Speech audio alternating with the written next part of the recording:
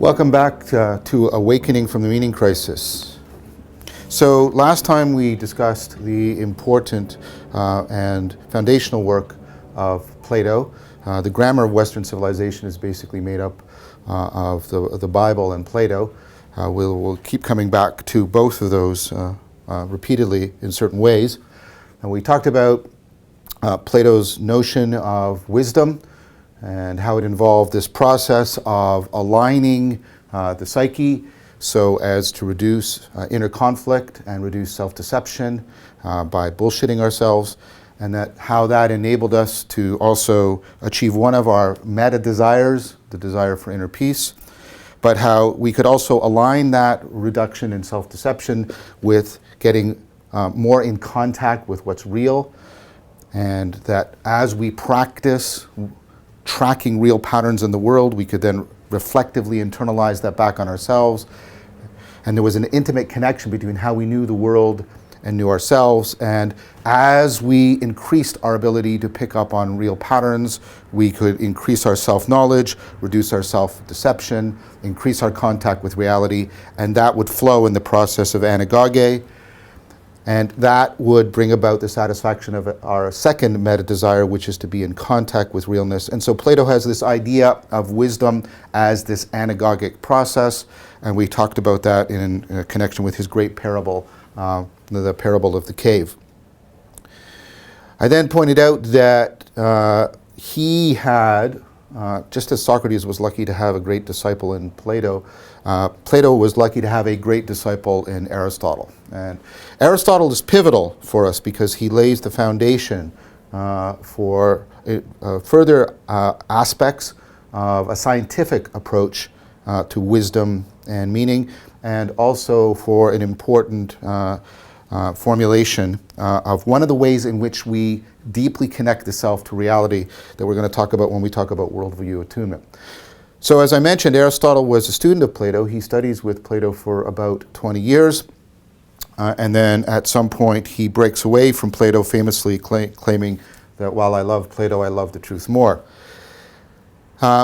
Aristotle remained, and many people would argue this, Gerson, for example, and others, that Aristotle remains in some very important senses a Platonist, but there was an aspect of Plato's work that Aristotle thought was lacking. Plato did not really adequately account for change. So Aristotle was deeply influenced by Plato's account of what made for something real for us, but he thought that Plato could not really explain change very well, and he was going to invent some very important concepts that are going to become integral to our understanding of what it is to be meaningfully connected to reality. Now, Aristotle is very influenced by his father, who is a physician. He's much more of a biologist than a mathematician, so while Plato is much more prone to using mathematical analogies, Aristotle is much more used to using biological analogies. And the word that Aristotle uses for change is actually better translated as growth or development. Aristotle was really interested in how living things grow, how they develop. And that should prick up your ears right away, because part of, I take it, what we often mean when we say we have a meaningful life is that we are growing or developing.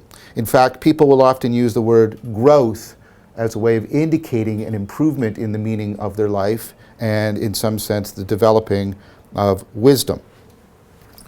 So Aristotle picks up on Plato's notion of the eidos. So if you remember last time we talked about this, we talked about that a bird is much more than the set of its features. It's not just a beak, it's not just some feathers. It's this gestalt, it's that structural functional organization such that all the parts function together as a whole, and so what you have is something that acts as a bird. And that pattern, that logos, that eidos, is very hard actually to put into words, but it's very much what does two things for us. It's what makes a bird, and it's also the pattern by which we come to know what a bird is. When we can grasp the structural functional organization, that eidos, then we understand what a bird is. Now, Aristotle was very impressed by that, but he wanted to give it a more dynamical approach. He wanted to talk about it in terms of development. And so he was very interested, as I said, in how things grow. And he noted the role that form had in growth and development. So what he did was he first started by an analogy. So he would use the analogy of artifacts, human-made things, and then use that to try and understand biological things. So, for example, I can have a block of wood, right, and I can make it into a chair, or perhaps a table, or if it's a big enough amount of wood, I can make it into a ship or a boat.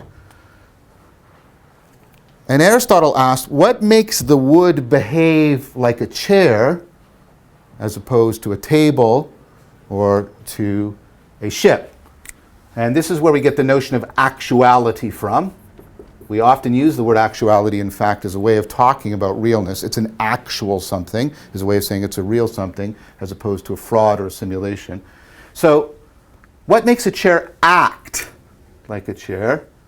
Why does the wood act like a chair here, act like a table here, and act like a ship here?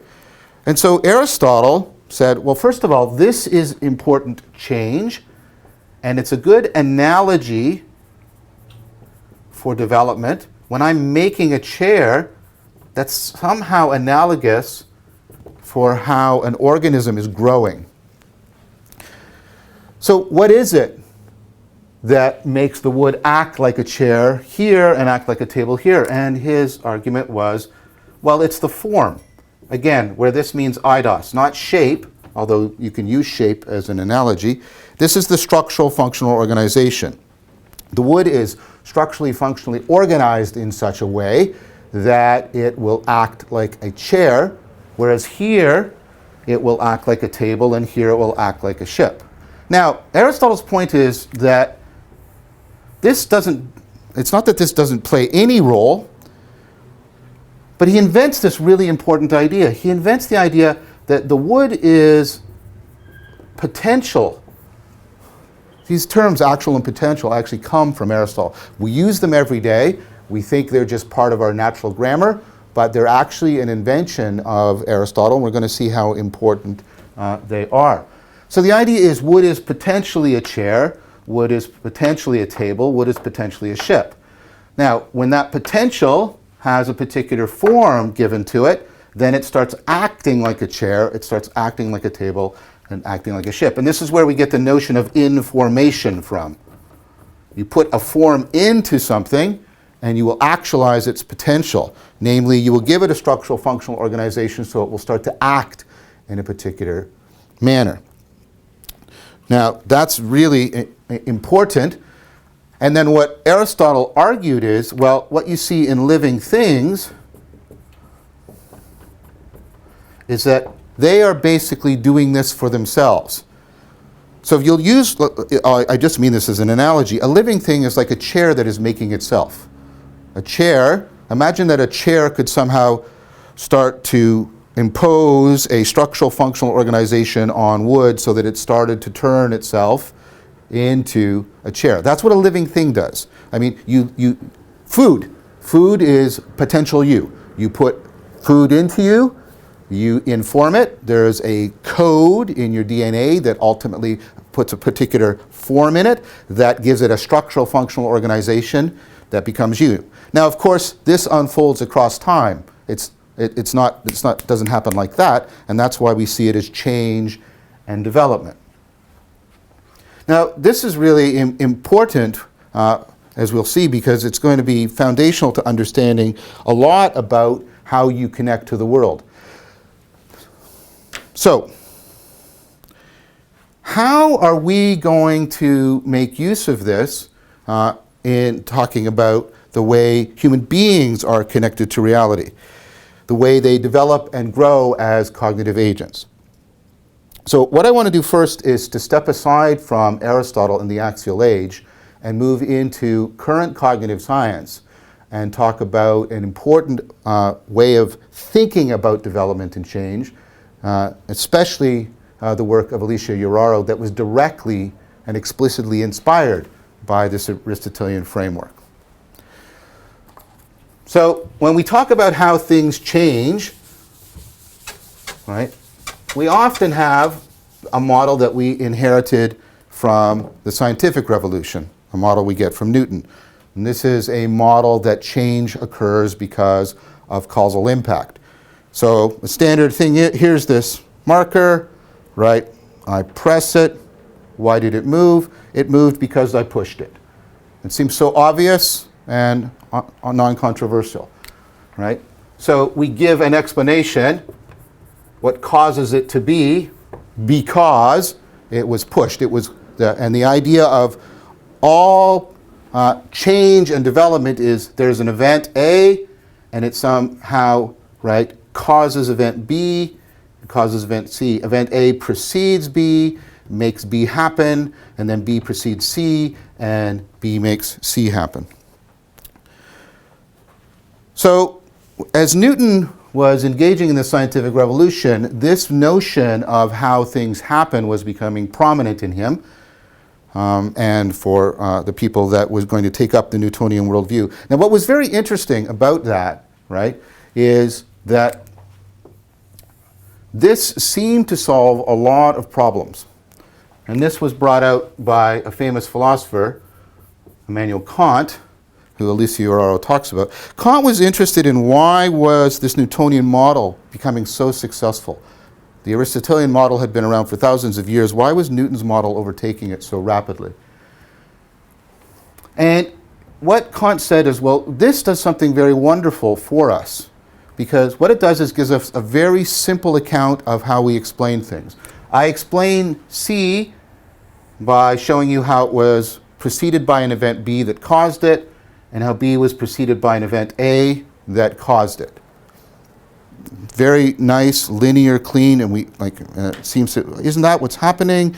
It's so obvious, right? And again, remember, again and again, I've tried to show you things that seem so obvious, so natural, are actually historical creations. You have to pay attention to how we got where we are. Now, why does this matter? Well, because this prevents a kind of vacuous explanation that can occur. This prevents what are called circular explanations. This line, right, prevents circular explanations.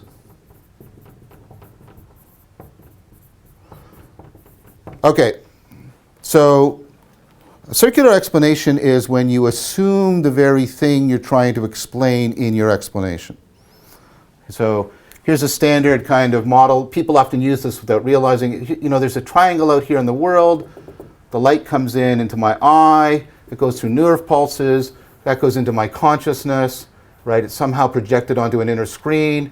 And then there's a triangle there. And then there's a little man inside. And he goes, triangle. Right?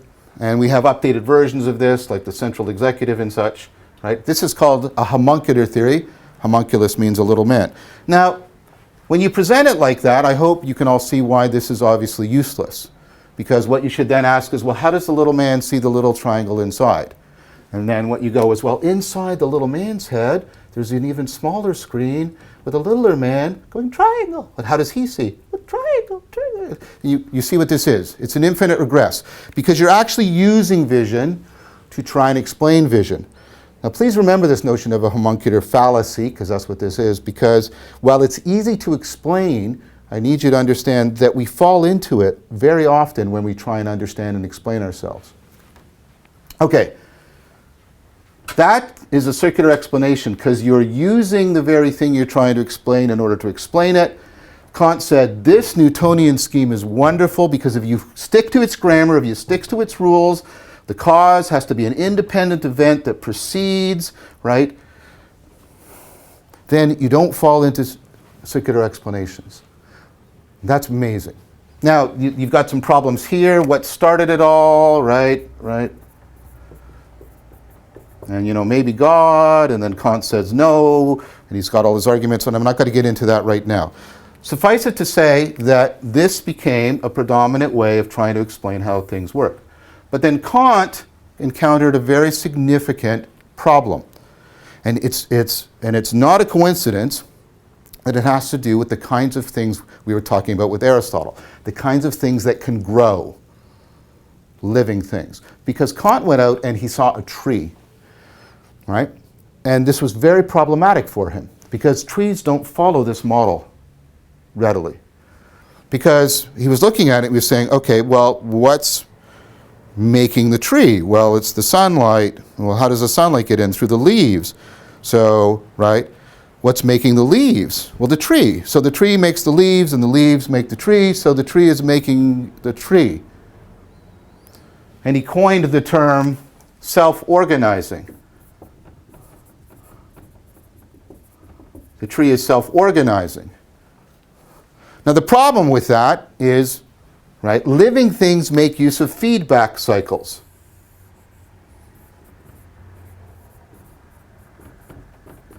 In a feedback cycle, the output from the system feeds back into the system. The tree makes the leaves, that gathers energy, that goes into the processes that makes the leaves. Living things are self-organizing. They use feedback cycles. But when I try and give an explanation of a feedback cycle, I fall into a circular explanation. I fall into a circular explanation. And so Kant came to a rather startling conclusion. He came to the conclusion that there could not be a science of living things, that biology was impossible. Now Kant is is a towering intellect, he's a genius, a philosophical genius. And so you can't just sort of dismiss that. You can, well, there obviously is biology. What an idiot Kant is. No. You're the one who needs to step back and think, where's the mistake in the argument?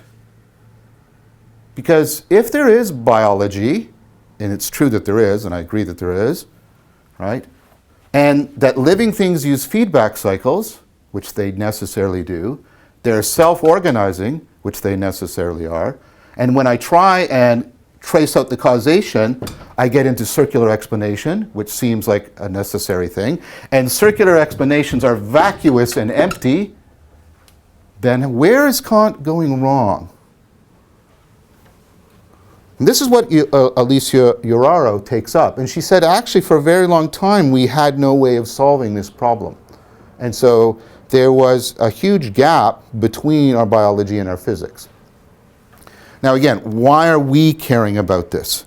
Because we need to, if we're going to understand Aristotle, if we're going to deeply understand what we mean when we talk about that we are living things that grow and develop, and that growth and development is integral to our meaning and our sense of who and what we are, our personal identity, that if we cannot give an answer to this problem, we cannot understand fundamentally who and what we are and what the hell we are talking about when we talk about how important growth and development are to us. Because that language will forever be separate from any kind of scientific understanding. So, where's this going wrong? This seems just like living things are feedback cycles, self-organizing. They grow, they develop, they make themselves, right? So what has to go? Well, this. Now, before you jump and say, but that's just what causation is. Think about the fact that we actually know that Newton's ultimately wrong, right? Newton doesn't work with relativity. Newton doesn't work at the quantum level. So we know that we shouldn't be absolutely committed to this view. Now, Juarrero actually makes use of an important idea from Aristotle to solve this problem. So, she's going to use Aristotle in order to explain a new and powerful way of talking about growth and development and self-organizing processes, which is known as dynamical systems theory. So, Juarrero, first of all, makes a distinction between causes and constraints. So to get at that distinction, let's go back to what seems so obvious. Okay, here's the marker. I push it, why did it move? And immediately the Newtonian grammar just comes into place. It moved because you pushed it. And then you might step outside of physics and say, well, I wanted to push it, but that's not what I'm asking. Because it could also just be that some other object bumped into this and it moved. Why else did it move? Okay, so think about what has to also be true in order for this to move. There has to be empty space, relatively empty space in front of the marker. This has to have a particular shape to it.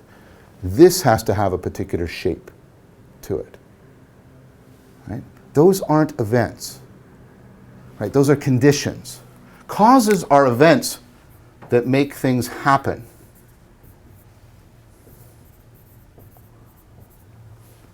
Constraints, right, aren't events. They're conditions. They don't make things happen. They make things possible. And there's a big difference between a condition and an event. The Newtonian way of thinking has us so fixated on this, so foregrounded on this,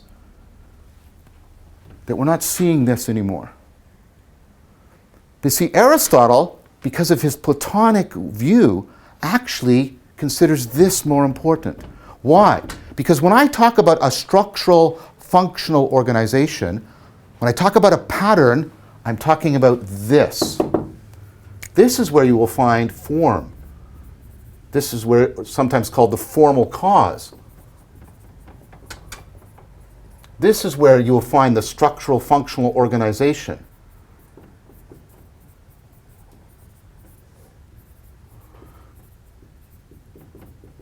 Right? Conditions are structurally, functionally organized such that motion for this is possible. Now, this is important because this is, of course, actuality, and this is where we get potentiality. When I shape possibility, that's what I mean when I say something is potential. I mean that possibility has been shaped by constraints so that these events are more possible than these events. Okay, so we're going to do more, but let's stop here and let's see how this is already starting to solve the problem of talking about the tree and its self-organization. So in a tree, you've got a bunch of events happening, biochemical events. What they're doing is they're actually causing a particular, right, form or formula or structural functional organization. Now think about it. Why do trees grow the way they do? Why do they grow like this? Why do they spread out their branches? Why do their leaves spread out? Because what they're trying to do is they're trying to change the possibility of a photon hitting a chlorophyll molecule. The structure of the tree shapes the possibility of the events. So the events, right, cause this structure, and then, right, they cause it, but this then constrains the events. So look at me, I'm a living thing. I've got a bunch of events happening in me, and that creates a structural functional organization.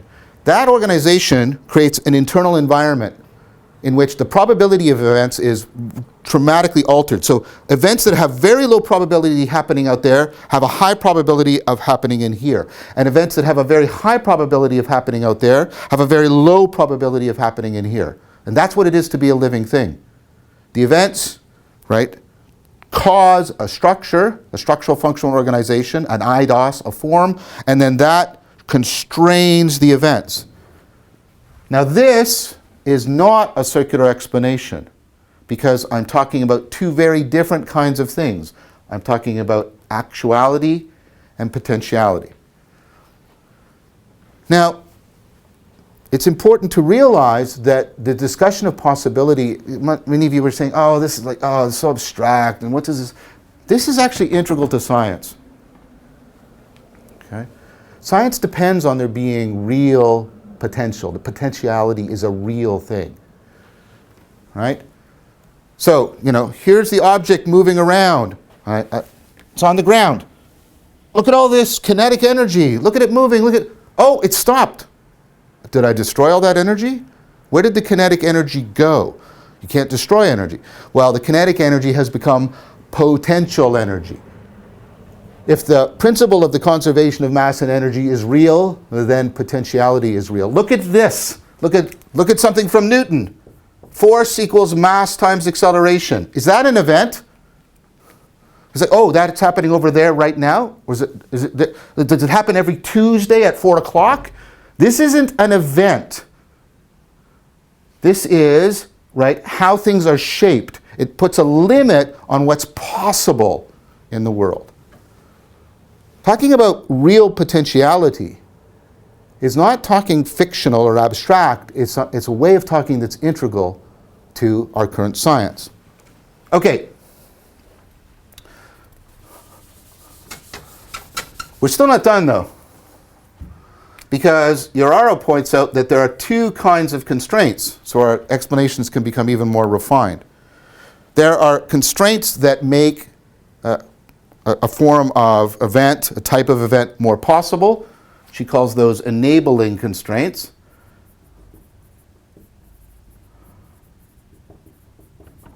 Right? And then there are constraints that reduce the possibilities, reduce the options for a system. These are the selecting or selective constraints.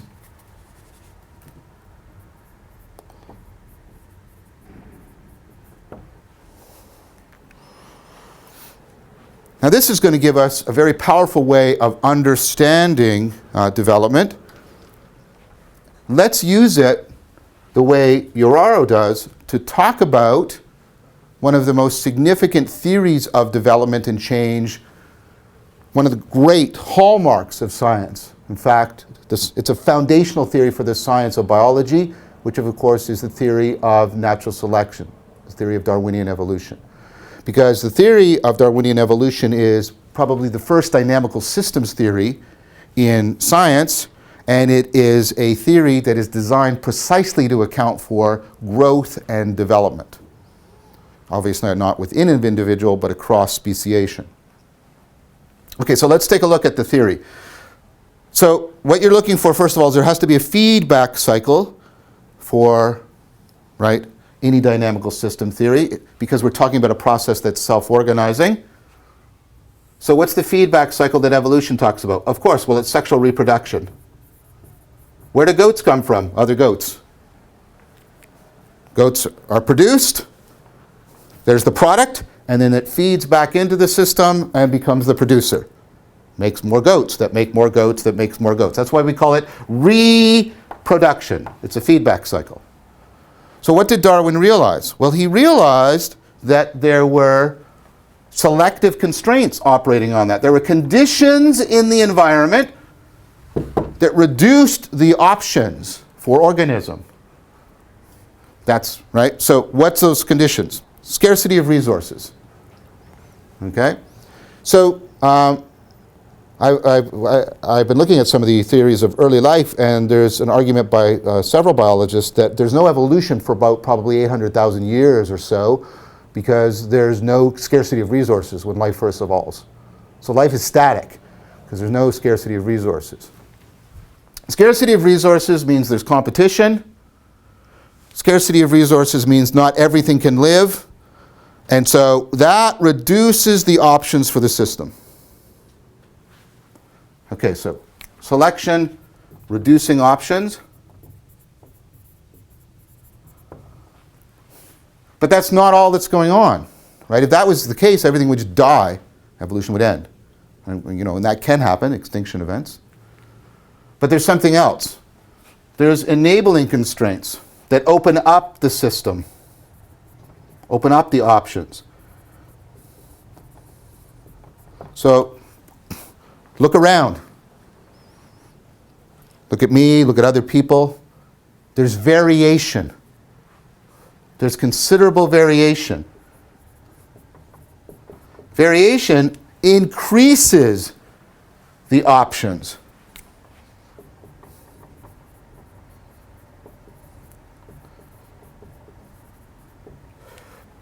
So look what's going on here.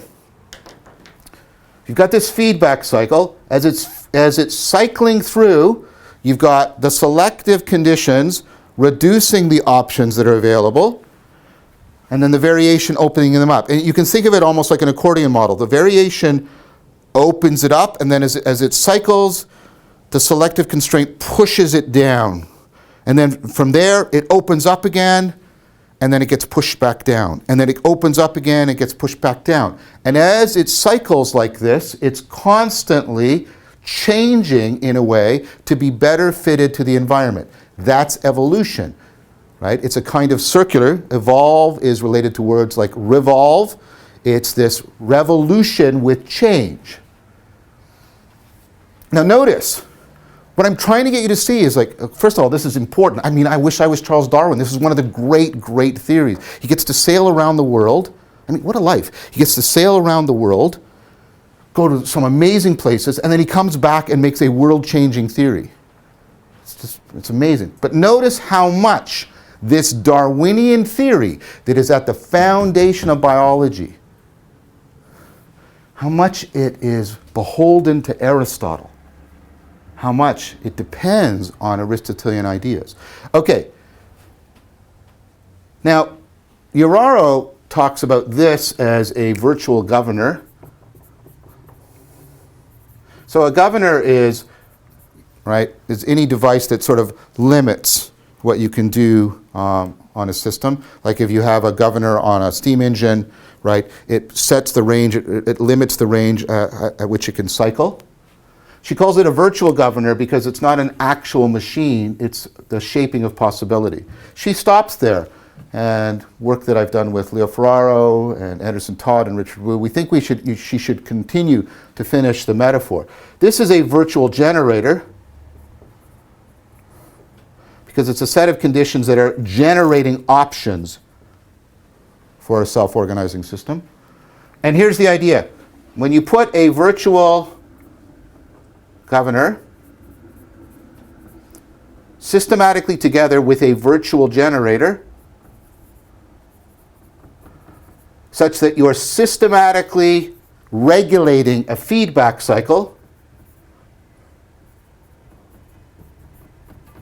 this whole thing is a virtual engine. Because when you attach a governor to a generator, you get a virtual engine. So this is what a dynamical system theory is. A dynamical system theory is basically a theory that lays out the virtual engine. It shows you how there's a feedback cycle and why that's not just random and chaotic, why it produces growth and development precisely because there's a systematic relationship between a set of enabling and selective constraints. Now, all of this is very, very Aristotelian. So let's now take it back to Aristotle. Because Aristotle was interested, now he doesn't use the dynamical systems language, that's our language. But this language was directly inspired by, powered by Aristotle. So using it backwards to try and connect Aristotle to our current understanding, I do not think is anachronistic. So Aristotle is interested in our development. He's going to add something that was missing from the Socratic notion of wisdom. Remember, the Socratic notion was trying to overcome self-deception. And then Plato adds a whole structural theory of the psyche to explain how we overcome self-deception, how we become wise and achieve wisdom. But what's missing in the account of wisdom and meaning, according to Aristotle, if I can use this language, is what's missing is an account of growth and development. How does wisdom develop? How does meaning develop? Well, this is where we get something that we talk about and we use as in our language, but we don't, I think, get the depth of what Aristotle's talking about. There's an aspect of who and what you are that's fundamentally connected to your projects of meaning and your project of wisdom. You often might have used this term or related terms, but do you really know what you're talking about? And this is the notion of your character.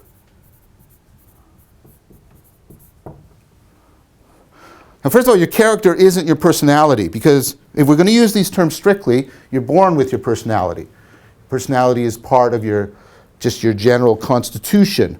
It's what's given to you by the biology and the environment that you have no choice over, right? But your character is that aspect of you that you can cultivate. Now, you can either cultivate it unconsciously, surreptitiously, indirectly, or you can cultivate it more explicitly. But what is your character? When we say that somebody's acting out of character, we're usually making, and this is important, we're usually making either an existential or moral criticism of them. When we say Peter is acting out of character, we often will mean something like he's normally honest. He's normally honest. He normally has the virtue of honest. Notice the connection here, by the way. Virtue. And we've been talking about a virtual engine. That is not happenstance. When you're talking about a virtue, you're not talking about an event.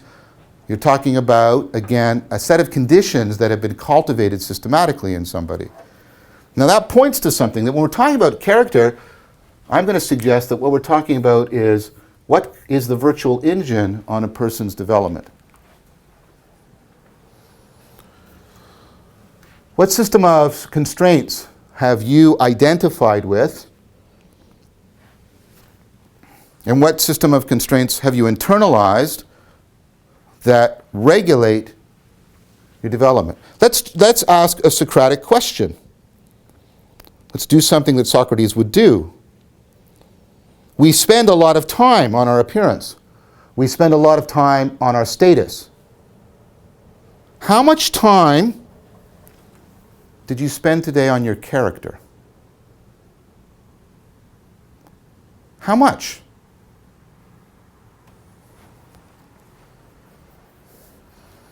If it is the virtual engine that is regulating your growth and development, you should be, of course, spending a lot of time on your character. But are you?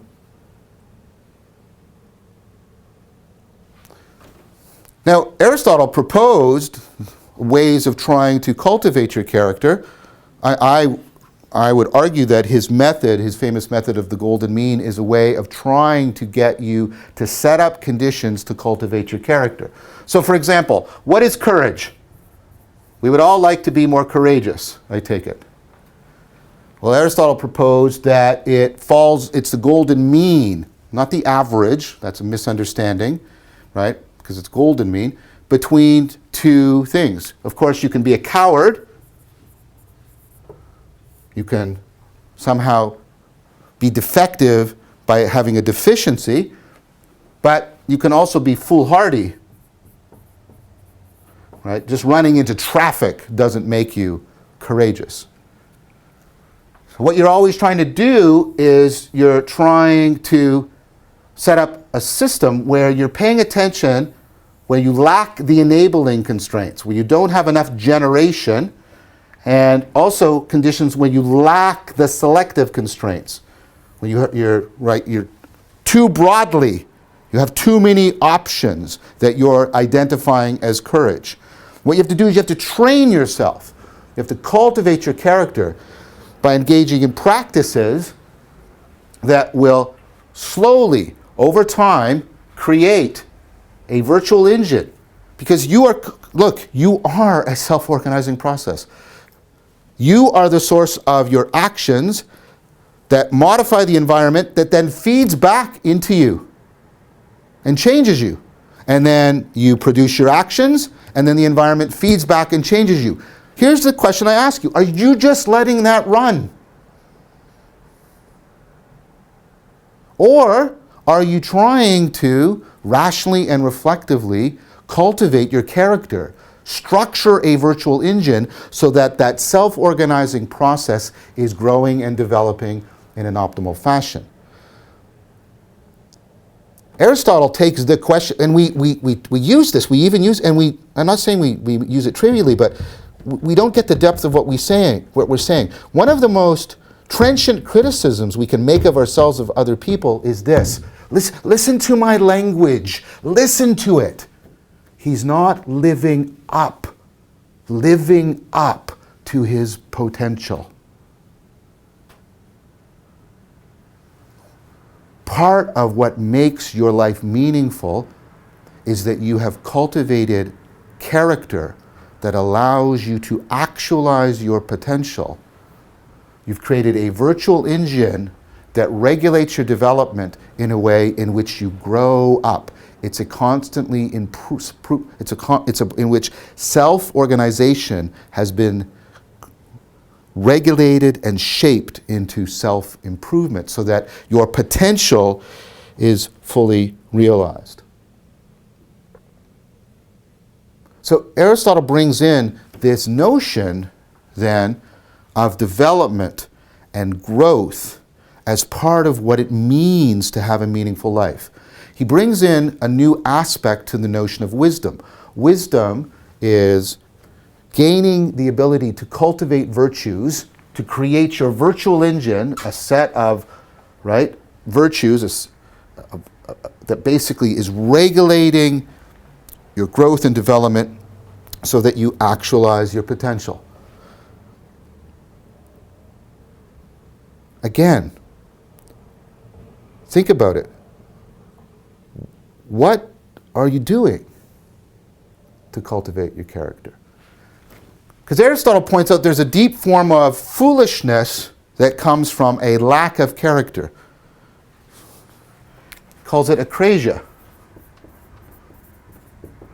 which we poorly translate as weakness of the will because we're all post-Protestants and we think the will is our central thing, even though increasingly there's scientific evidence that the notion of will or willpower is a defunct idea. We should give it up. Right? So what's akrasia? Akrasia is when you know what the right thing to do is. You know what the right thing to do is. And we talked about this, remember, with the chocolate cake, but you don't do the right thing. And here's where we can sort of put Aristotle and Plato together. Plato gives us this sort of story about how we have to structure the psyche.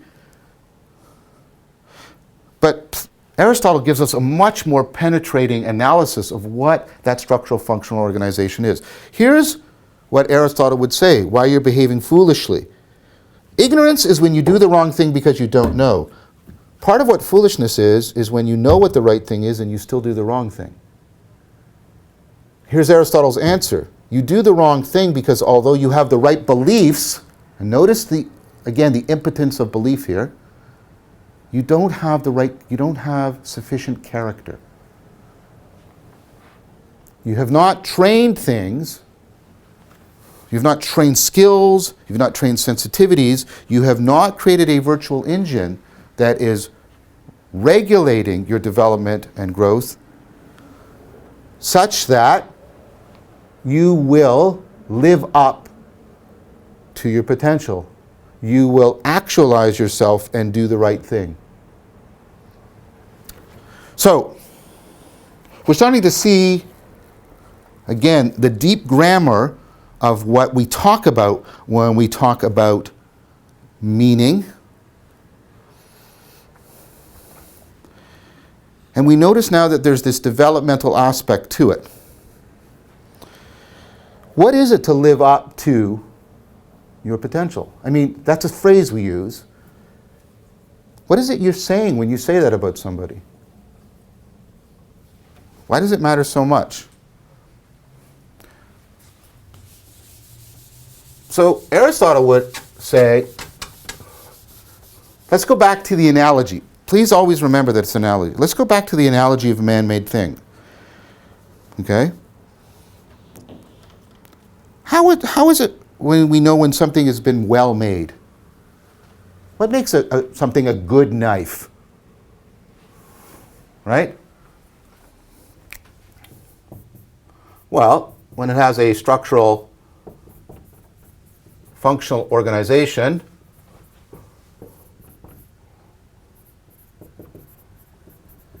right, that allows it to fulfill its purpose. So knives are for cutting. If I've taken the potential in the metal and organized it the right way, structured it the right way, it will actually function to cut very well. Right? And notice that this is a word that's also deeply associated with our sense of what it is to have meaning.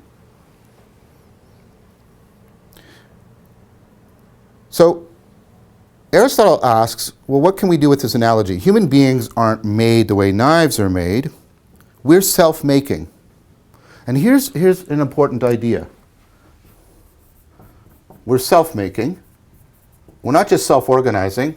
The term that's Francisco Varela and Evan Thompson have generated to talk about this is we are autopoetic, we are self-making things. So you're different from a tornado. A tornado is self-organizing, but a tornado will move, its behavior can be rapidly self-destructive. It will move into conditions that destroy it. You're self-organized in such a way that you have a structural functional organization that allows you to seek out conditions.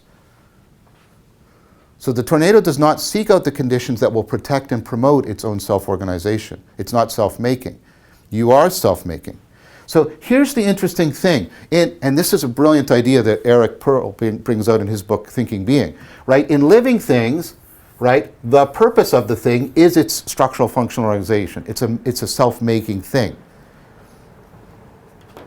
So what your purpose, your function is to enhance your structural functional organization. It's like, oh, well, that's just a problem, you'll say, with philosophy. This is also abstract. What does that mean specifically? Well, for Aristotle, it means paying attention to the fact that you are a rational, reflective creature.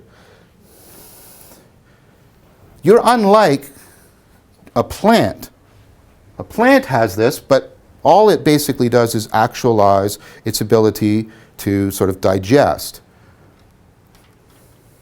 So let's take a look at this. We have inorganic matter, right? And then it gets it's informed, and that makes like a living thing. And that living things can get a more complex structure that make them self-moving. That's what an animal is. An animal isn't a mammal. An animal is a self-moving thing. And then some of those self-moving things have structural functional organizations, here, for example, that take that self-moving and really actualize it. Remember we talked about that the word psyche, where we get our word psychology, mind, originally meant your capacity for self-moving. And we came to apply it to the mind because the mind is that part of you that is the most self-moving, the most self-making.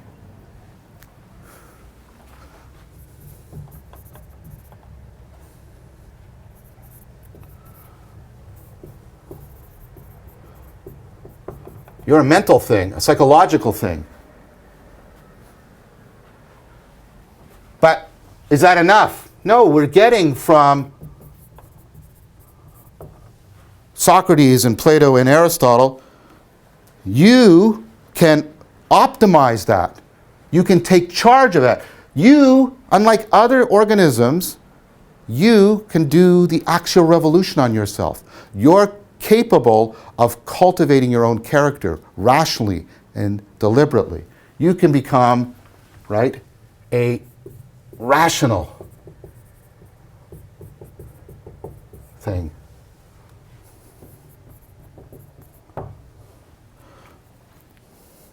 To live up to your potential is to make sure you have cultivated a character that takes you as high up this hierarchy as you can go. That's how you live up to your potential. Somebody who lived only as a plant would be a debauched, failed, degraded human being. Somebody that lived only as an animal, unreflectively, impulsively, would be a debauched, failed human being. But the argument continues. You say, of course. But all the way up here. You must cultivate your character so that you, as much as possible, actualize your potential for being a rational, moral human being. That's the hallmark for Aristotle.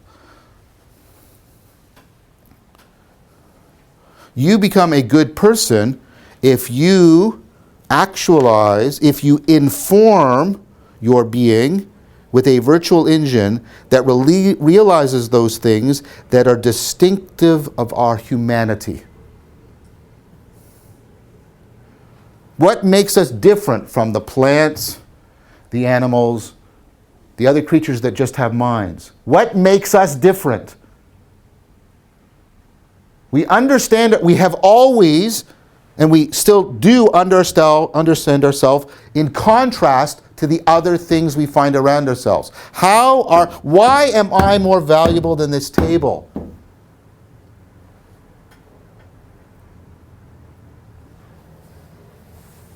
Why do I matter more?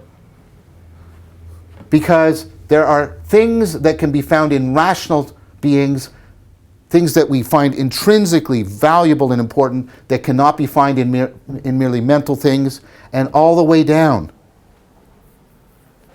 What are those characteristics that are unique to us? Well, here's where Aristotle gives the axial revolution answer.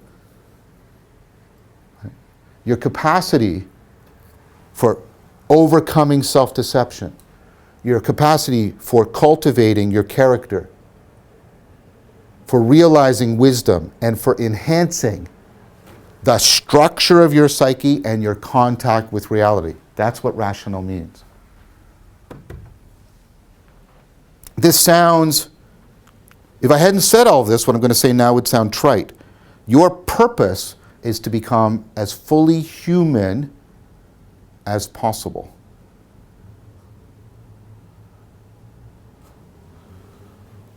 How are you cultivating your character to do so? This is what Aristotle is going to ask you again and again. How much of your life is dedicated to creating a virtual engine that realizes your rational capacities, those things that make you most human in contrast to all the other things around you?